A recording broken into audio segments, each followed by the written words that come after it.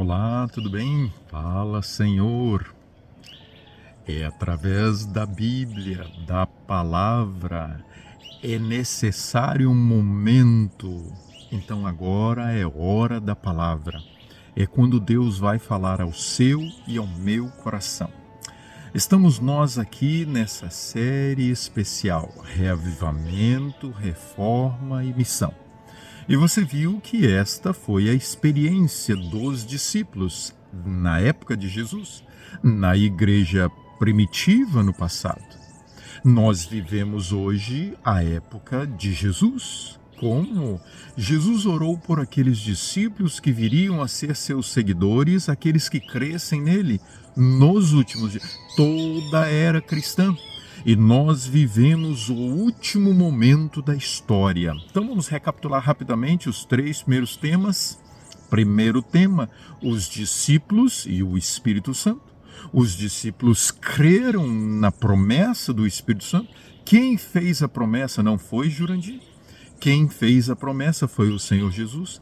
Quem faz a promessa para nós, para a reta final, e nós vamos começar a ver isso amanhã. Então, quinta, sexta e sábado, os discípulos dos últimos dias, qual deve ser a experiência deles? Os discípulos creram na promessa. Os discípulos foram para Jerusalém. Aonde é a sua Jerusalém? Lembra, nós conversamos sobre isso no primeiro tema. Os discípulos foram porque eles creram. Os discípulos buscaram porque eles desejaram. Eles receberam. Por quê? Porque eles clamaram intensamente. A experiência daquele que crê é a experiência daquele que experimenta o reavivamento, e os discípulos, eles experimentaram, foram reavivadas as faculdades espirituais dos discípulos. Todo o coração, no santuário da alma dos discípulos, a presença do Espírito Santo trouxe vida, e vida espiritual, isso é o reavivamento. Intensamente, tudo que eles queriam era sobre Deus, tudo que eles queriam é sobre a oração, tudo que eles queriam era uma vida voltada para as coisas de Deus. E sabe o que aconteceu como resultado de uma vida reavivada? É uma vida reformada. As coisas começaram a mudar, os desentendimentos, as intrigas, os ciúmes, e os discípulos agora começaram a experimentar mudança de vida, mudança de hábito, mudança de costume. Tudo mudou na vida dos discípulos e eles passaram a ser reconhecidos como novos homens, novas mulheres. Bom, chegamos hoje ao nosso quarto tema: os discípulos e a missão. Você acha que fica calado, que fica calada aquele que está cheio do Espírito Santo? Não, muito pelo contrário.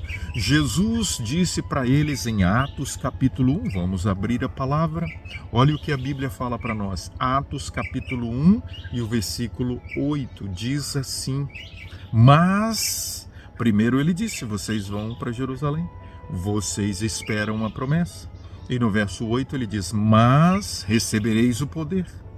Se vocês crerem, se vocês buscarem, vocês vão receber o poder.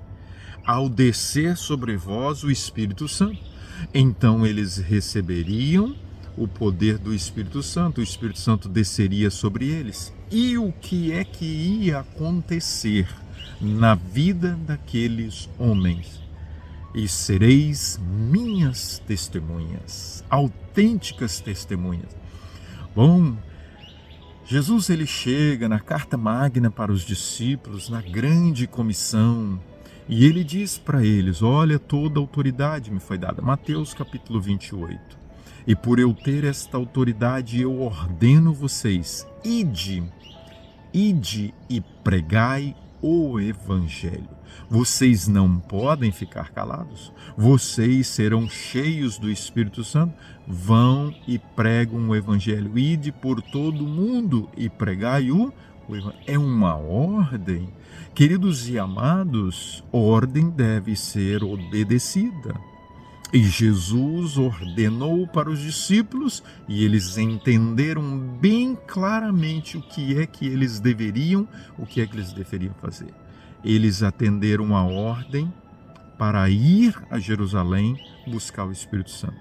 Logo depois, cheios do Espírito Santo, eles foram impulsionados pelo Espírito para serem o quê?